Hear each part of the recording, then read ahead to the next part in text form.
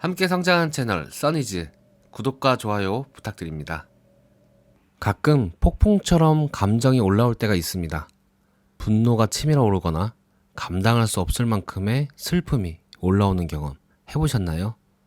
저번에 영상에 이어서 폭발할 것처럼 나를 압도하는 감정에 대처하는 방법을 데이비드 호킨스 박사의 놓아버림에서 알아보도록 하겠습니다. 감정상의 재앙을 내버려 두어 제풀에 사라지게 하는 대신 그것을 훨씬 빠르게 통과하고 좋은 결과를 내는 데 도움이 되는 기법이 있습니다.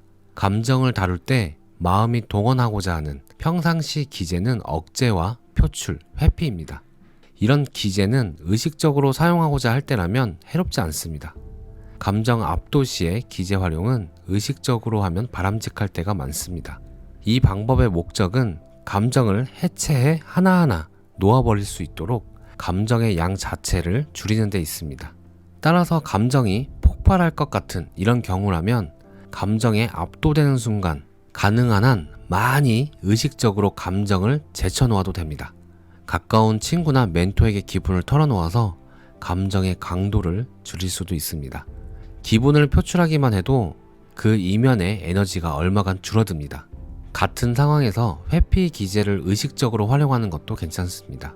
속상한 일을 멀리하기 위해 사교 모임에 나가거나 개와 놀거나 텔레비전을 보거나 영화를 보러 가거나 음악을 틀거나 평소 습관대로 무엇이든 하는 것입니다.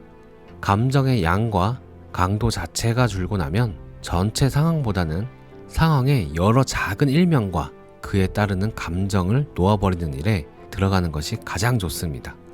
요점을 명확히 알려드리기 위해 어느 회사에서 오래 일하다가 실직해서 절망이라는 감정에 압도당한 남자의 예를 들어보겠습니다. 우선 올라오는 감정을 억제, 표출, 회피 세 가지 기제를 활용해서 감정을 줄입니다. 그리고 일터와 관련된 사소한 것들을 돌이켜봅니다. 동료들과 자주 갔던 식당에서 점심을 먹고 싶은 바람을 놓아버릴 수 있을까? 이전까지 매일 주차하던 공간에 주차하고 싶은 바람을 놓아버릴 수 있을까? 늘 타던 엘리베이터에 타고 싶은 바람을 놓아버릴 수 있을까? 쓰던 책상에 대한 애착을 놓아버릴 수 있을까? 비서가 보여주던 친절과 비서에 대한 애착을 놓아버릴 수 있을까? 쓰던 컴퓨터에 대한 애착을 놓아버릴 수 있을까? 매일 같은 상사를 보던 일을 놓아버릴 수 있을까? 사무실 소음이 주던 친숙한 느낌을 놓아버릴 수 있을까? 이렇듯 자질구레한 실직의 일면을 항복하는 목적은 그렇게 함으로써 마음을 놓아버림 모드로 바꾸는 것입니다. 마음이 놓아버림 모드로 바뀌면 용기의 수준으로 올라갈 수 있습니다. 부정적 감정들을 받아들여 통과했고 그 결과 부정적 감정이 힘을 잃었기 때문입니다. 그러고 나면 상황을 직면하고 감정을 인식해 감정에 대해 무언가 할 수 있는 용기가 있음을 불현듯 자각할 수 있습니다. 사소한 것을 항복하면 기묘하게도 중심 사건이 주는 억압도 점차 줄어듭니다. 이런 현상이 일어난 이유는 한 가지 감정의 항복 기제를 사용하면 감정 전부를 동시에 항복하는 것과 같기 때문입니다. 이는 마치 감정 모두의 이면에 동일한 에너지가 있어서 한쪽 방향에서 항복하면 표면상으로는 반대 방향에 있는 듯한 감정까지 항복하는 것과 같습니다.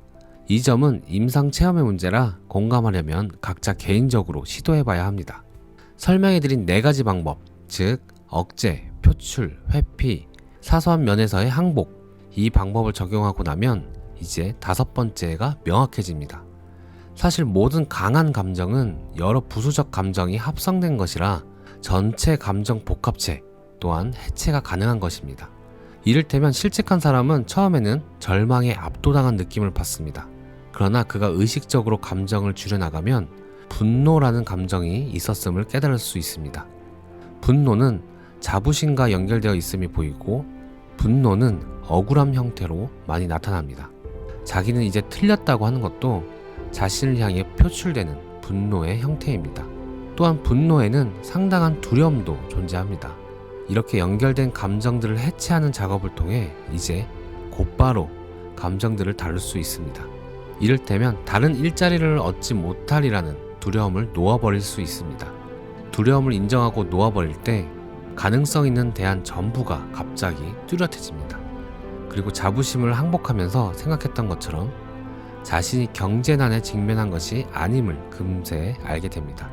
이렇듯 감정 복합체가 해체되어 구성 요소로 갈라지고 나면 각 요소는 에너지가 약해져 개별적으로 항복할 수 있습니다. 감정 압도에서 벗어나면서 감정의 일부를 의도적으로 억제하거나 회피했다는 사실이 기억날 것입니다. 이제 그 감정을 다시 검토해서 억울함이나 무의식적인 죄책감, 낮아지는 자존감 등의 후유증을 없앨 수 있습니다. 감정 복합체의 파편들이 일정 기간 동안 다시 나타날 수도 있고 그 기간이 몇 년이 될 수도 있지만 이후에는 다 감정의 조각들 뿐이라 올라오는 대로 처리할 수 있습니다. 위기 처리를 지적 수준이 아니라 감정 수준에서 하면 위기 지속 시간이 극적으로 줄어듭니다.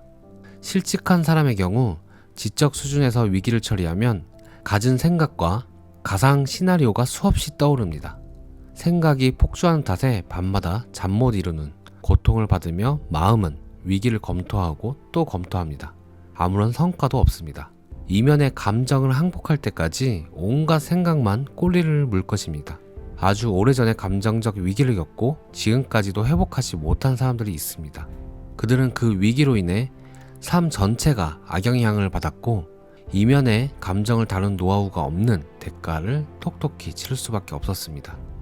삶의 위기를 성공적으로 처리하면 이로운 점이 많습니다. 그중 하나로 억제하거나 억압된 감정이 크게 줄어듭니다. 위기로 인해 올라온 감정을 포기한 결과 저장고에 남은 양이 크게 줄어든 것입니다. 삶에서 무슨 일이 닥쳐도 해결하고 견딜 수 있다는 자각이 있기에 자존감과 자신감이 커집니다.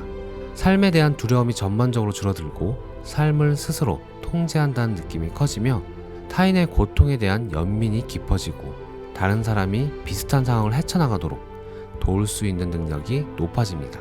역설적으로 삶의 위기 뒤에는 길든 짧든 평화와 고요가 이어지는 시기가 오는 경우가 많습니다. 혹은 신비한 경험을 하는 수준에 이르기도 합니다. 삶의 모든 위기는 의식을 뒤바꿔 새롭게 도약하게 해주며 옛것을 놓아버려 새로움이 탄생할 씨앗을 품고 있습니다. 지금까지 데이비드 호킨스 박사의 놓아버림 중 감정적 위기 다루기였습니다. 시청해주셔서 감사합니다.